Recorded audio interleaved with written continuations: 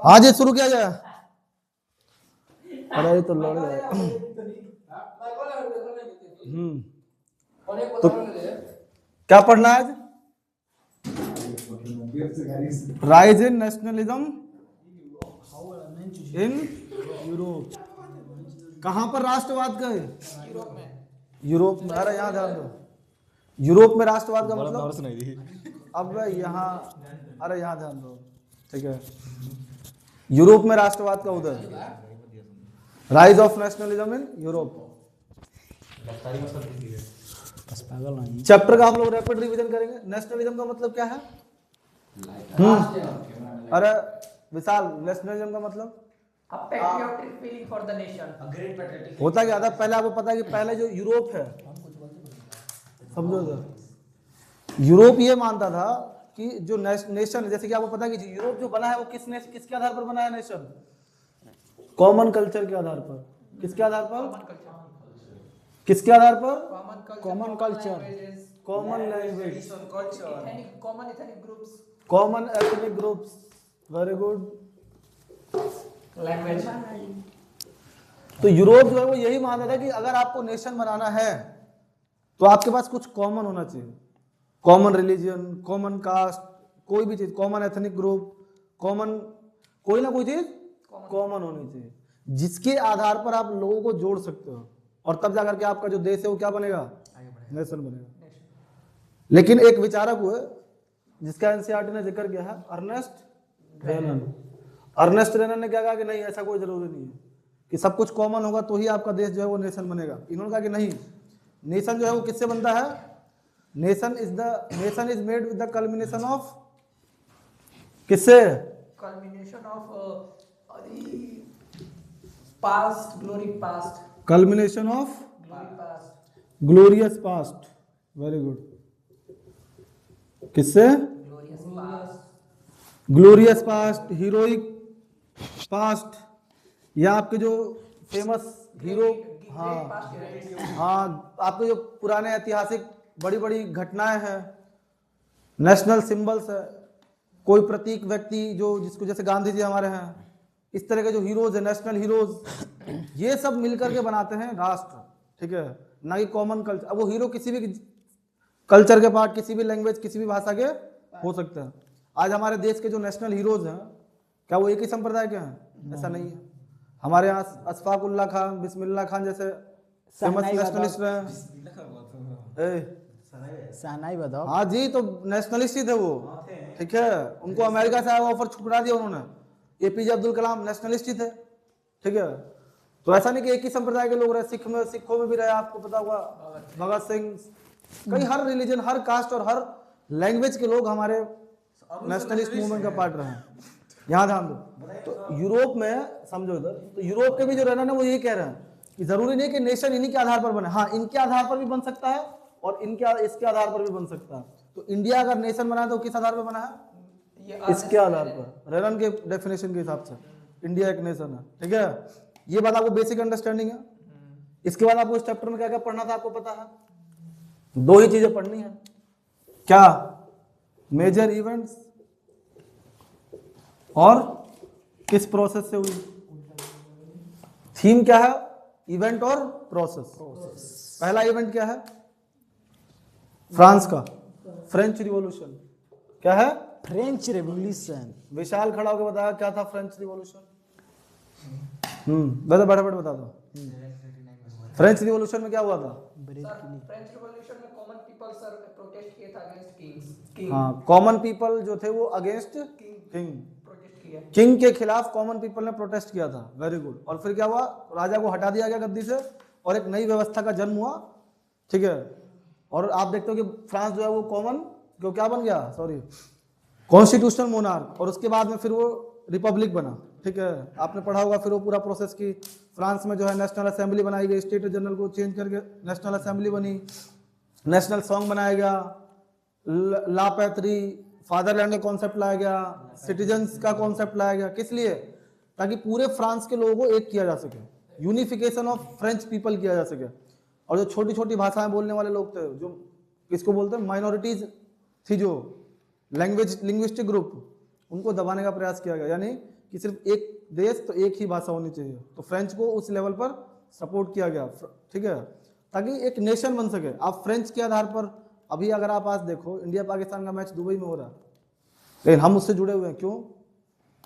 क्योंकि आपकी जो नेशनल फ्लैग दिखता है, जबकि हाँ इंडिया जीत गया, तो इंडिया जीतता तो क्या होता, जनगण मन अधिनायक जय। अगर आपने दंगल मूवी देखी हो तो उसमें जो सीन है जिसमें कि लास्ट में उसको कमरे में बंद कर दिया गया है, लेकिन जैसे ही नेशनल एंथम बजता है तो वो समझ जाता है कि हाँ मेरी बेटी जीत चुकी है, ठीक है।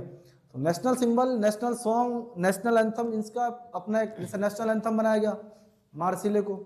तो ये सारी बातें आपने इसमें पढ़ी, घटना है, ठीक है। और मेजर इवेंट क्या था, फ्रेंच रिवॉल्यूशन, और प्रोसेस में क्या हुआ, चेंज किया गया, ठीक है। और उसके बाद फिर आपने पढ़ा कि नेपोलियन का उदय हुआ। नेपोलियन का उदय किस कारण से हुआ था, ये सब आपने पढ़ा पूरा डीपली, ठीक है। 9th में पढ़ा था, 10th में पढ़ा। 1804 में नेपोलियन ने अपने आप को राजा घोषित किया। 1797-99 से उसने मतलब यूरोप में हमला करना शुरू कर दिया था। जो आइडिया फ्रांस की क्रांति के थे वो उसने पूरे यूरोप में फैलाना शुरू किया, ठीक है। इसीलिए आप देखते हो कि शुरुआत में नेपोलियन को लोगों ने खूब सपोर्ट भी किया, ठीक है। अब आपसे पूछ सकता है कि नेपोलियन के सपोर्ट के कारण क्या थे, आप गिना सकते हो, नेपोलियन कोड। अगर आपसे पूछते कि फिर बाद में लोगों ने उसका विरोध भी करना शुरू कर दिया, तो विरोध के क्या कारण थे, पॉलिटिकल राइट, इकोनॉमिकल राइट अच्छे खासे दिए इसने, पॉलिटिकल राइट पर कंट्रोल कर दिया, सेंसरशिप लगा दिया इसने, जो है लोगों को चुनाव जो है उसमें पार्टिसिपेट करने पर और इन सब चीजों पर बैन लगा दिया, अपनी मर्जी से लोगों को बैठाने लगा, जबरदस्ती मिलिट्री में भर्ती करने लगा। तो कहीं ना कहीं लोगों के मन में इसके प्रति गड़बड़ियां भी शुरू हुई। और एक बात, जो जिस मकसद से इसने फ्रांस के नेशनलिज्म को यूरोप में फैलाया, उसका एक उल्टा रिएक्शन हुआ, एक्शन का रिएक्शन। क्या? लोग अपने अपने कल्चर के प्रति लगाव रखने लग गए, और जब लोग अपने अपने कल्चर के प्रति लगाव रखेंगे तो फ्रांस का नेशनलिज्म जो है वो क्या यूरोप का नेशनलिज्म बनेगा? नहीं बनेगा। सब अपने लैंग्वेज, अपने रिलीजन, अपनी एथनिसिटी, अपने ग्रुप को प्रमोट करेंगे। और तब आप देखते हो कि धीरे धीरे ये हुआ। तो पहली मेजर घटना थी फ्रेंच रिवॉल्यूशन और उससे जुड़ी हुई प्रोसेसेस। फिर दूसरा क्या था? हाँ जी, दूसरा क्या था? फ्रेंच के बाद, हाँ, नेपोलियन कोड के बाद नेपोलियन कोड 1815 में नेपोलियन हार गया, ठीक है। वियना वियना कांग्रेस हुई। वियना कांग्रेस का अध्यक्ष कौन था?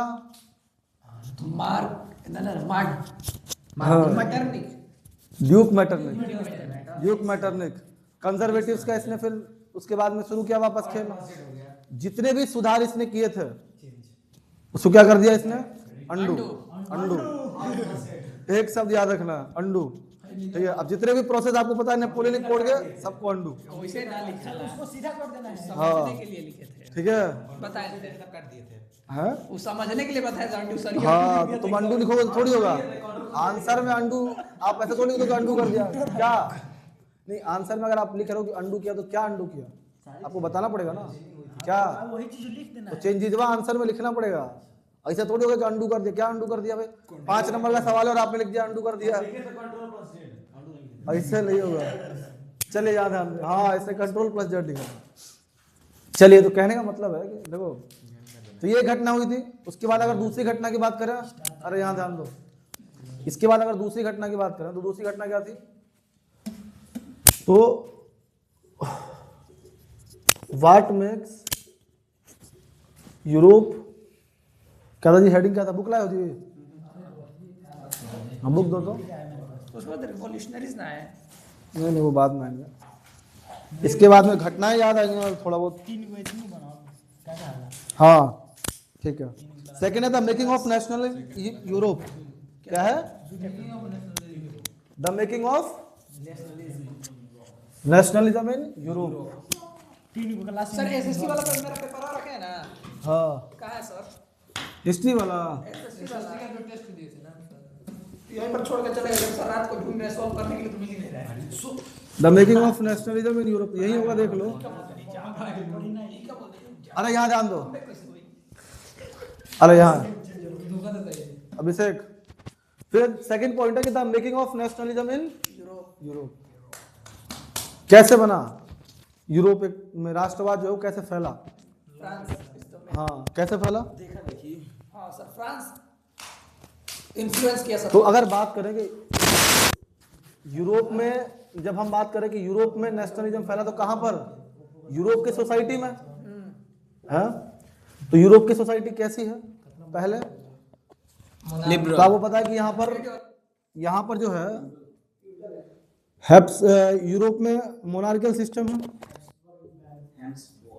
ठीक है। मोनार्कियल जो है हैब्सबर्ग, अरे यार पूरा का पूरा पूर्वी यूरोप और सेंट्रल यूरोप पूरा का पूरा क्या है, मोनार्क है। इसीलिए जितने भी गड़बड़े आप देखते हो वेस्टर्न यूरोप में है।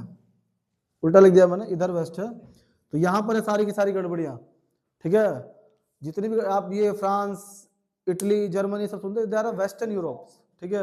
ईस्टर्न यूरोप में तो पूरा पूरा मोनार्की है, हैब्सबर्ग एम्पायर है, वो इधर क्या बोलते हैं तो ओटोमन एम्पायर है, ऐसे बड़े बड़े एम्पायरों में था। अब आप ये समझिए, सुनो इधर, अरे सुन लो पहले। अब आपको पता है एम्पायर कैसे बनता है? अगर एम्पायर की डेफिनेशन दे आपको कि एम्पायर क्या होता है, बहुत सारे किंगडम्स जो है वो मिलकर क्या बनाते हैं, एम्पायर। इसी तरह से जो हैब्सबर्ग एम्पायर था, अरे यहां ध्यान दो, एनसीईआरटी ने भी, अभिषेक डिवाइस कर लो, एनसीईआरटी ने भी जो है ये बताया है फर्स्ट पैराग्राफ में कि हैब्सबर्ग एम्पायर में कई तरह के छोटे छोटे स्टेट्स थे, ठीक है। और ये सभी अपने आप में ऑटोनोमस थे। यहां ध्यान दो, ये सभी अपने आप में ऑटोनोमस है। इन सब में कॉमन बात क्या है कि इन सब का एम्परर एक है बस, बाकी सब इनका अपना अपना है। बता रहे हैं, ध्यान दो, एम्पायर कहते हैं साम्राज्य को। अरे यहां सुनो, मैं डेफिनेशन देता हूं आपको, अभिषेक यहां लो definition. Many kingdom rule by a single ruler is called empire. क्या? मैनी किंगडम, जब बहुत सारे किंगडम अगर एक व्यक्ति के द्वारा रूल किए जा रहे हैं तो वो क्या कहलाएगा, एम्पायर। और उस एम्पायर का जो रूलर होगा वो क्या कहलाएगा, एम्पायर। बस ऐसे याद रखिए। तो कॉमन चीज क्या थी इन सब में कि इन सब के ऊपर एक ही एम्पायर का रूल था। हैब्सबर्ग का ईस्टर्न में बड़ा एम्पायर था, जैसे ऑटोमन एम्पायर है, बड़ा एम्पायर है। तो ऐसा नहीं कि ऑटोमन एम्पायर में सब लोग एक ही लैंग्वेज बोलते हैं, एक ही तरह के लोग हैं, एक ही तरह की भाषा बोलते हैं, कल्चर सेम नहीं। लोकल लेवल पर जब आप जाओगे तो इन सब के अंदर सभी किंगडम्स की भाषाएं अलग है, ठीक है। सभी किंगडम के रूल एंड रेगुलेशन अलग अलग है, सभी किंगडम की लैंग्वेज अलग अलग है, लेकिन सब एक साथ, और सभी अलग अलग भी हैं, ऐसा नहीं कि एक साथ है। अगर आप कभी व्यापार करने जाओगे तो आपको यहां से यहां जाओगे तो टैक्स देना पड़ेगा, मेजरिंग सिस्टम अलग है, ठीक है। एनसीईआरटी ने एग्जांपल्स दिए हैं, मेजरिंग सिस्टम अलग अलग है। यहाँ पर आपके ये जो क्या बोलते हैं ट्रांसपोर्टेशन एंड जो कम्युनिकेशन है वो भी अलग अलग है। हाँ, सब कुछ अलग अलग है, ठीक है। तो जब सब कुछ अलग अलग है तो व्यापार करने में दिक्कत होती है, समझिएगा, ट्रेड में प्रॉब्लम है। इसके अलावा अगर बात करें तो इकोनॉमी जो है वो भी ग्रो नहीं कर रही है, बहुत धीरे धीरे। फ्यूडलिज्म का बहुत ज्यादा प्रभाव है। अब फ्यूडलिज्म क्या है वो सब बताया था आपको। रिलीजियस कंट्रोल सोसाइटी है, ये समाज है यूरोप का उस समय तक, ठीक है। समाज में दो तरह के लोग हैं, एक बहुत अमीर एरिस्टोक्रेसी क्लास, ठीक है। उनके, अब देखो एरिस्टोक्रेसी क्लास के जो लेवल पे बात होती है तो यहाँ फिर जाति धर्म नहीं देखा जाता है। अगर आप एरिस्टोक्रेसी में हो, मैं एरिस्टोक्रेसी में हूँ, तो हमारे बीच वैवाहिक संबंध है, हमारे बीच पारिवारिक संबंध है, हमारे बीच मैत्रीपूर्ण संबंध है, ठीक है। चाहे वो कहीं का भी राजा, नेपाल के राजा की शादी जम्मू कश्मीर की रानी से हो रही है, क्योंकि राजा इक्वल है, किसी भी धर्म के हो, किसी भी जाति के हो। सारा लफड़ा कहाँ है, हम कॉमन पीपल्स में। जितने भी धर्म नहीं, मिडिल क्लास तो भी आया नहीं था, जितने भी धर्म है, जितनी भी जातियां हैं, जितना भी संप्रदाय है, ये सब लफड़ा कहाँ है, गरीबों में। पीजेंट समाज, इनको कंट्रोल करने के लिए सारी संस्थाएं बनाई गई है, समझिएगा। जो संस्था बनाई जाती है वो किस लिए बनाई, ताकि इनको कंट्रोल किया जा सके। तो इसीलिए आप देखते हो। और फिर क्या हुआ, जब सिस्टम ये जो फ्रांस का हुआ, फ्रांस की जो घटना है, निकल के मैसेज तो चारों ओर जा रहा है, नेपोलियन ने गड़बड़ी चारों ओर की है, तो प्रभाव क्या दिखेगा अब यहाँ के भी लोगों के अंदर। और इसी बीच में एक और घटना घट रही है, इंडस्ट्रियल रिवॉल्यूशन भी हो रहा है यूरोप में समानांतर में। अगर एक और घटना आपको जोड़ दूं यहीं पर, तो print media and modern world, तो प्रिंट का भी डेवलपमेंट हो रहा। तो इससे क्या हो रहा है, अरे समझो, मॉडर्न आइडियाज यूरोप में फैल रहे हैं, और जब मॉडर्न आइडियाज यूरोप में फैलेंगे तो जाहिर सी बात है कि यूरोप में नेशनलिज्म भी फैलेगा, ठीक है। तो यूरोप में भी नेशनलिज्म इसी तरह से। फिर आप देखते हो कि जब इंडस्ट्रियल रिवॉल्यूशन हुआ तो मिडिल क्लास का उदय हुआ। अब मिडिल क्लास क्या है, मिडिल क्लास ने कैसे रोल प्ले किया, सब आपको पूरी कहानी अच्छे से पढ़ाई थी। किसको याद है मिडिल क्लास की स्टोरी? किसी को याद नहीं। तो बेटा रिवीजन करने से ना ऐसे रैपिड रिवीजन नहीं होता है। अगर आप घर से पढ़ के आए हो तब यहाँ रैपिड रिवीजन होगा, ठीक है। सबसे ज्यादा दिक्कत मिडिल क्लास को था। हाँ क्या दिक्कत है, तनिक खड़े होकर बता दो 2-4 दिक्कतें मिडिल क्लास को। हाँ बता दो उत्कर्ष। अरे एक दिन में पूरा नहीं पढ़ोगे विशाल, आधा तो पढ़ोगे, 2 दिन की छुट्टी थी पूरा हो जाता।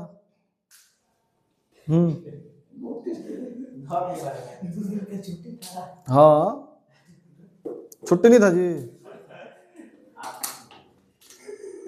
तो ऐसा नहीं है, आप अगर पढ़ना चाहते तो पढ़ लियो तो कोई, और अब तो एग्जाम आ गया पास, तो एक दिन में पूरी किताब पढ़नी पड़ेगी, तो बहाने।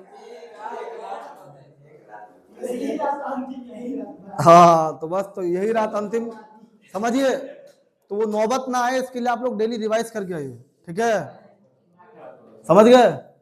तो बात कहां पर थी कि यूरोप में मिडिल क्लास का उदय हुआ, और मिडिल क्लास, ठीक है, ना तो गरीब है किसानों की तरह, ठीक है, हाँ ना तो गरीब, वो किसानों की तरह गरीब है, इसको अपने पेट भरने की चिंता नहीं है, समझिएगा।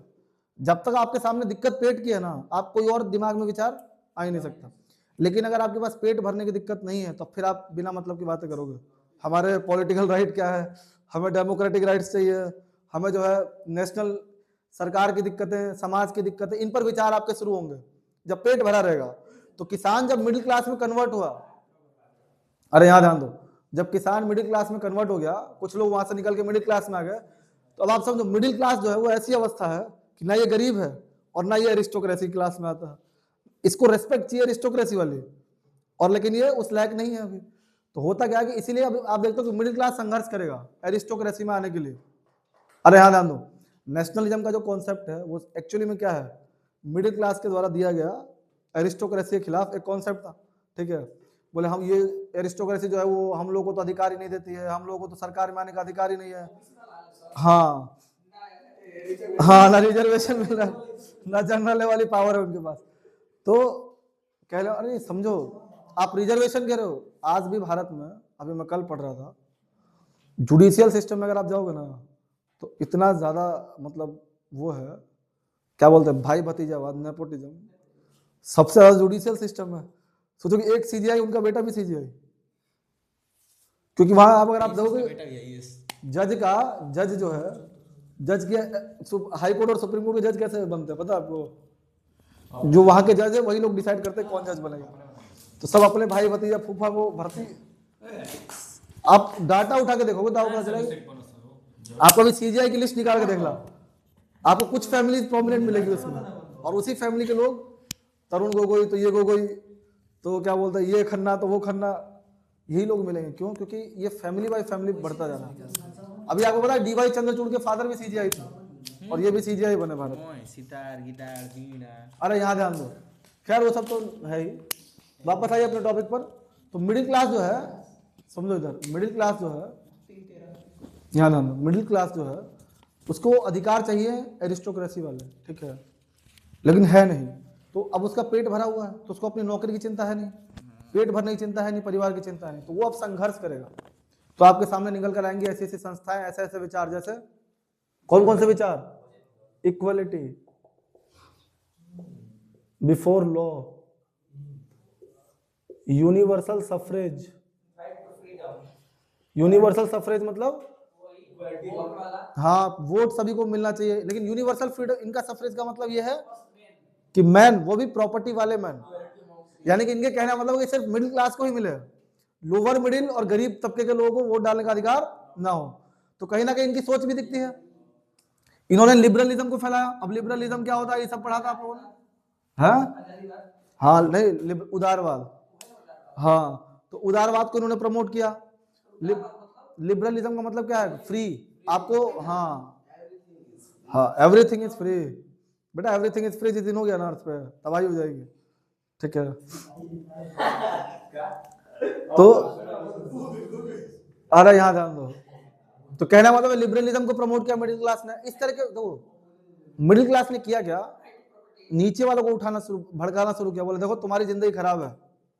यहाँ ध्यान दो, तो पूरे चैप्टर में आपने क्या पढ़ा कि मिडिल क्लास जो है वो नीचे वालों को भड़का रहा है ऊपर वालों के खिलाफ, ठीक है, कि तुम्हारी जिंदगी खराब कर रखी किसने, एरिस्टोक्रेसी ने। तो आप देखते हो कि कई सारे आपने पॉइंट पढ़े, हंटर हार्डशिप वाला कॉन्सेप्ट था, चाहे कहीं भी hunger hardship, sorry, and popular revolt करके नहीं था उसमें, या 2-4 कहानियां पढ़ाई गई थी आपको, तो वो सब, हाँ, किसकी वजह से ये सारी घटना घट रही थी? मिडिल क्लास की वजह से। मिडिल क्लास गरीब तबकों को भड़का रहा था, बोले देखो तुम्हारी वजह से तुम लोगों को जो है खाना क्यों नहीं मिल पा रहा, क्योंकि जो राजा और उसके जो मंत्री संतरी हैं ये लोग तो ऐसों की जिंदगी काट रहे हैं और तुम लोगों को भोजन भी नहीं मिल पा रहा। ऐसी ऐसी बातें कह के करके और समाज की कुछ इकोनॉमिकल जो कंडीशन थी उन सबको फायदा उठाते हुए मिडिल क्लास एक वो बनता है फ्लैग बैरियर किसका? नेशनलिज्म का।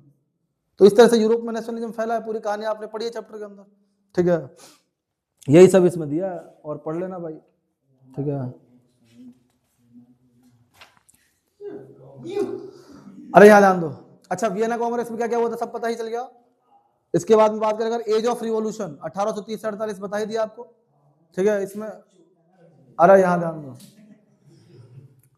1830 से 48 के बीच में जो समय है ये, इस बीच में क्या हुआ था? मेजर रिवोल्ट्स हुए थे यूरोप में। नेशन बनने के लिए काफी सारे रिवोल्यूशनरीज पैदा हुए हैं, जूसेपे मैत्सिनी, ठीक है। हाँ वेरी गुड, 3 घटनाएं घटी थी, ठीक है।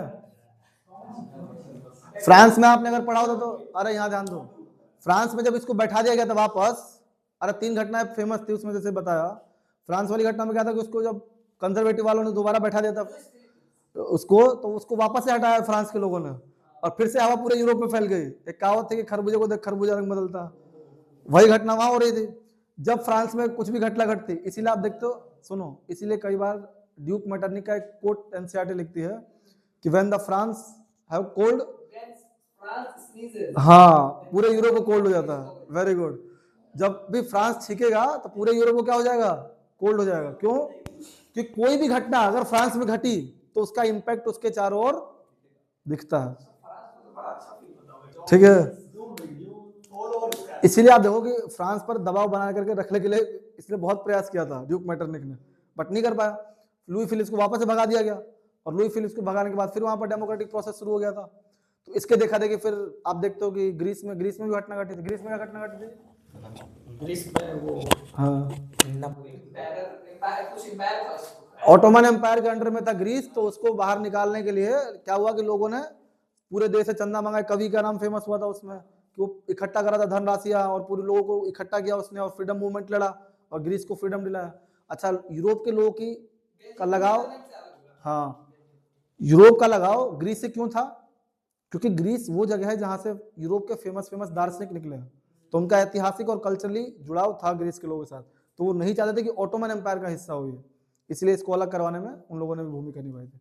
तो कहने का मतलब क्या है कि अगर आपने नेशनलिज्म चैप्टर पढ़ा था, फिर बता रहा हूँ, घटना और प्रक्रिया, ठीक है, ये अगर आपको पता है और इसका इम्पैक्ट क्या पड़ रहा है समाज पर, एक बात जानने की, पिछली घटना अगली घटना को हमेशा जोड़ती है। अगर आपको पिछली घटना समझ में आ गई है तो अगली घटना क्या होगी आप गैस करके बता दोगे। ध्यान रखिएगा, हिस्ट्री ऐसी चलती है। ऐसा नहीं कि अचानक ये घटना घटी, नहीं, हिस्ट्री में कोई घटना अचानक नहीं घटती है, जरूर उसके पीछे कोई ना कोई रीजन, पीछे वाले रीजन जरूर रहे होंगे। ठीक है, समझिए, कोई भी घटना हो अगर घट रही है तो उसके पीछे जरूर कोई ना कोई उसका कारण रहा होगा, तभी वो घटना आज घट रही है। तो हाँ, समझ गए। इसके बाद में आपने 3 घटनाएं पढ़ी, मॉडर्न स्टेट्स का फॉर्मेशन, इटली का, जर्मनी का और ब्रिटेन का, ठीक है। ब्रिटेन का तो स्ट्रेंज केस है, उसको तो अलग।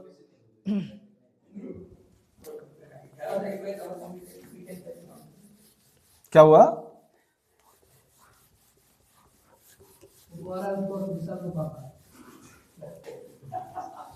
विशाल के पापा क्या? तो तुम्हें कहाँ दिक्कत हो रही है? अच्छा, अरे ये तो उत्कर्ष तो पाकिस्तान वाली हरकत कर रहा है फिर से। अरे याद ध्यान दो,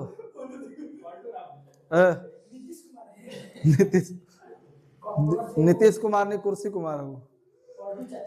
चलिए, तो अगला टॉपिक है एज ऑफ रिवॉल्यूशन के बाद making of Germany and Italy. तो जर्मनी और इटली का एक पता है आप लोगों को?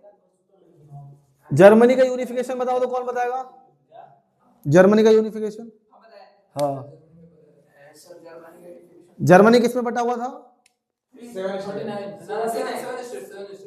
अरे 7 सिस्टर पढ़ा रहा हूँ क्या? इटली था 39 स्टेट से बटा हुआ, इसको किंगडम बोलते थे, ठीक है।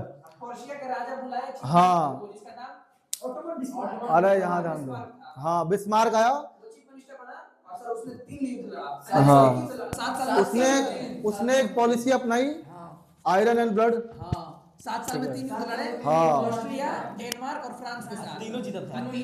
उसके बाद इसको यूनिफिकेशन कर दिया। और कितना दिमाग लगाया, उन एक के साथ मिलकर के दूसरे को हराया, दूसरे के साथ मिलकर तीसरे को हराया, और फिर पूरे के पूरे जर्मनी का यूनिफिकेशन 1961 में होता 1861 में। अगर आपसे पूछे 3 मेजर प्रक्रिया इसमें, तो पहले तो आपको बताना, अगर आपसे पूछ दे कि जर्मनी का यूनिफिकेशन क्या है, शॉर्टकट में क्या होगा? सबसे पहले ये 39 स्टेट किंगडम में बटा हुआ था, छोटे छोटे। इसके बाद में जो पर्सिया के राजा थे उन्होंने हायर किया किसको?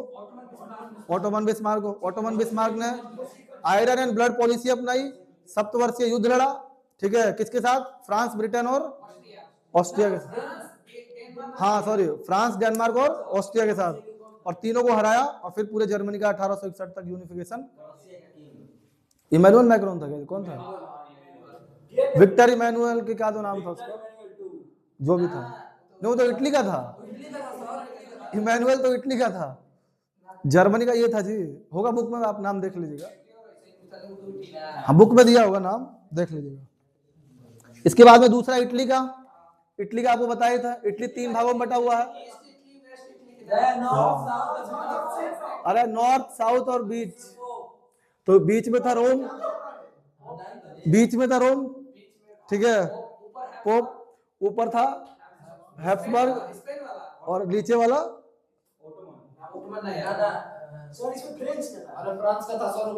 जो भी रहा हो, समझो इधर, अरे यहाँ था बर्बन, तो फ्रांस में था,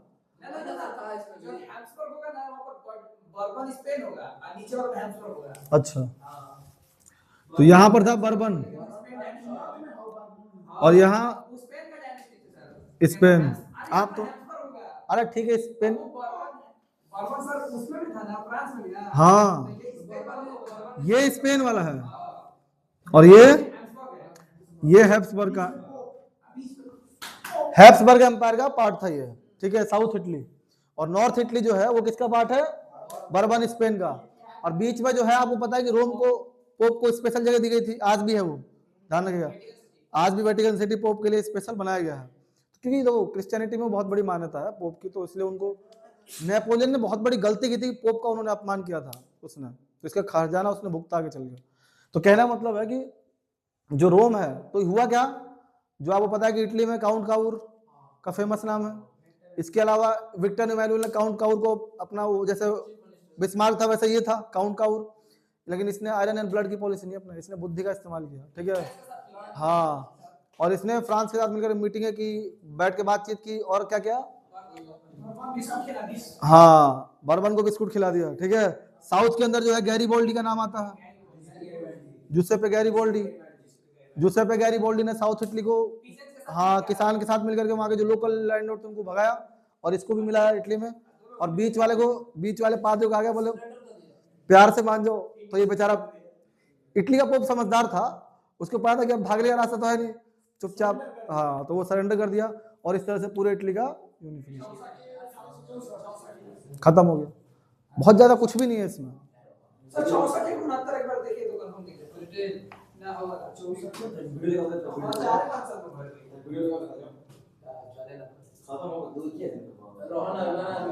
इकसठ में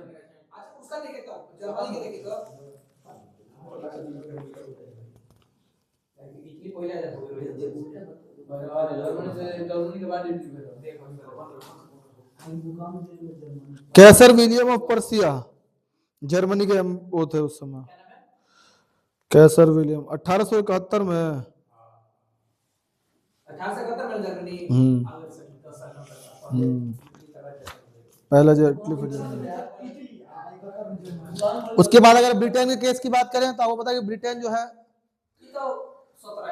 अरे नहीं वो नहीं, ब्रिटेन की अगर बात करें तो ब्रिटेन में क्या हुआ था, लैंग्वेज पर थोड़े से लोग ना, और ब्रिटेन में सर एक सेकेंड, ये सब 3 को 4 को पार्ट में डिवाइड था ना। ब्रिटेन पहले अपन वैल्यू का बाद ब्रिटेन अपने का अरे पहले समझो, तो आपको पता है पहले इंग्लैंड अलग है, ठीक है। जब आप ग्रेट ब्रिटेन की बात करते हो तो उसमें इंग्लैंड भी आता है, नीचे आयरलैंड है, स्कॉटलैंड है, वेल्स है, वेल्स, ये पूरा मिला करके बनता है ग्रेट ब्रिटेन। ग्रेट ब्रिटेन, एक बात ध्यान रखिएगा, ग्रेट ब्रिटेन को ब्रिटिश एम्पायर जब बनाया गया है तो इसमें इंग्लिश को थोपने का प्रयास किया गया है, कॉमन लैंग्वेज बना दिया गया है। आज समझिएगा, जब आप पढ़ते हो ब्रिटेन का किस्सा तो ब्रिटेन ने ऐसे ही अपनी हेजेमनी स्थापित नहीं की है। आज भी आयरलैंड कई बार प्रयास कर चुका है कि आयरिश लोगों की अलग आइडेंटिटी है, अगर आप आइडेंटिटी के आधार पर देखोगे तो हमें भी अलग राष्ट्र होना चाहिए, बट वो आज भी ग्रेट ब्रिटेन का पार्ट है। तो आयरलैंड है, इसका अपना कल्चर है, अपना सब कुछ है, लेकिन ये पार्ट किसका है? ब्रिटेन का। और इस ब्रिटेन ने इन पर अपना कल्चर थोप रखा, ठीक है।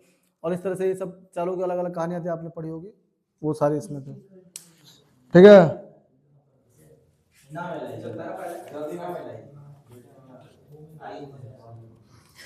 इसके बाद लास्ट है visualising the nation. Visualising the nation में क्या पढ़ा था आप लोगों ने? हाँ, नेशनल सिंबल, अब आपको दिखना शुरू होगा, समझो। जब भी आप बात करते हो कि किसी राष्ट्र को देखना है तो हम कैसे देखेंगे, कैसे देखेंगे? तो आपने पढ़ा नेशनल फिगर, कोई एक सिंबल है, कोई एक फ्लैग होगा, कोई एक सॉन्ग होगा, कोई एक, हाँ, कोई भी एक चिन्ह होगा, कोई एक एनिमल होगा, कोई एक बर्ड होगा। ये सब क्या है? जब आप टाइगर को देखते हो तो वैसे आपको इंडिया याद आ जाएगा, क्यों? It is the national animal of India. हाँ, पहले एशियाटिक लॉयन था, लेकिन टाइगरों की संख्या इतनी कम हो गई, ठीक है। कब बना था royal Bengal tiger national animal? 1872 में। हाँ, वेरी गुड। देश आजाद हुआ 47 में, 1900, ये 1872 में नेशनल एनिमल घोषित कर चुके हैं।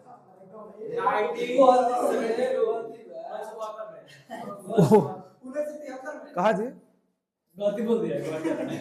1973 में कि 72 में?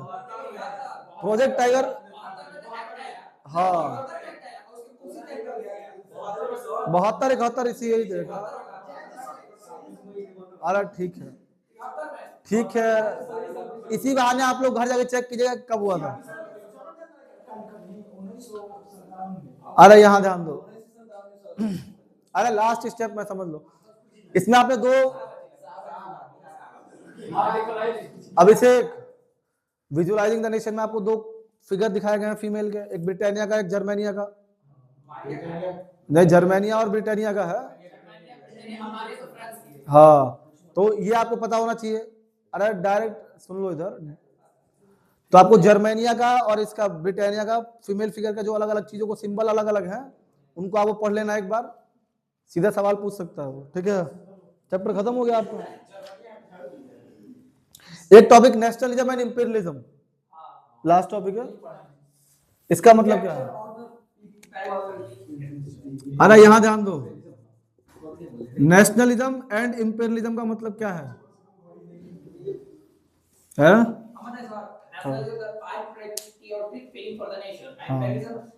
To capture other people intensity. To capture other nation for fulfill our economical needs. And exploit. हाँ, चलिए यहाँ ध्यान दीजिए। जैसे मान लो कि मुझे भारत से बहुत प्रेम है, ठीक है, अब कुछ ज्यादा ही प्रेम हो जाए मुझे भारत से, और अगर नेपाल भी भारत का भाग होगा कल से, तो अब अगर मैं अपने देश के लिए जान दे सकता हूँ, ठीक है, लेकिन अगर मैं कल को नेपाल पर कब्जा कर लूँ, बोले नहीं मुझे अपने देश का विस्तार, चाइना कर रहा है आज के डेट में, चाइना भी एक पेट्रोटिक कंट्री है अपने देश के लिए, वो लोग भी, लेकिन उन लोगों की दिक्कत क्या है कि वो लोग चाहते हैं कि पूरा साउथ जो है वो पूरा चाइना ही हो जाए, इंडिया को भी उनका बसा चाइना का पार्ट कर देंगे वो। तो इसको क्या बोलते हैं? इसको इंपीरियलिज्म कहा जाता है। जब आप अपने स्वार्थों की पूर्ति के लिए, अपने कल्चर को बढ़ाने के लिए, अपनी आइडेंटिटी को बढ़ाने के लिए, अपने क्षेत्र का विस्तार करने के लिए, अपनी इकोनॉमिक पॉलिसीज को बढ़ाने के लिए, जब आप दूसरे की नेशनल टेरिटरीज में हमला कर दो, दूसरे की टेरिटरीज को अपने अंडर में ले लो, तो वो क्या कहलाएगा? इंपीरियलिज्म। यही फर्क है नेशनलिज्म और इंपीरियलिज्म में। इसको क्या कहें, समझ गए? कोई दिक्कत? कल पहले आप पहला और दूसरा दोनों पढ़ के आओगे, ठीक है। कोई दिक्कत? समझ गए? समझ गए? Very good. आप कीजिए, सारे कुछ भी मत कीजिए, अरे बंद करो।